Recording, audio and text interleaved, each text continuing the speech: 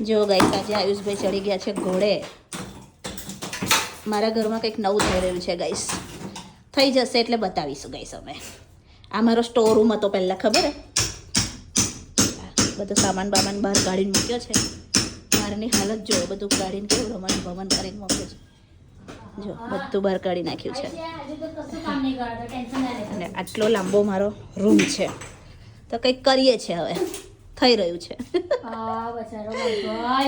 આજે આયુષભાઈ આવી ગયા છે અવરામ.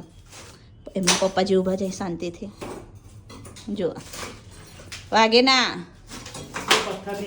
એ બહારીના પ્રોબ્લેમ થાય. મેં એવું કીધું તમે એ કરો ને ત્યાંથી હવે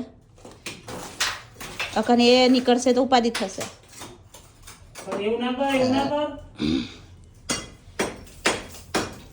બિફોર આફ્ટર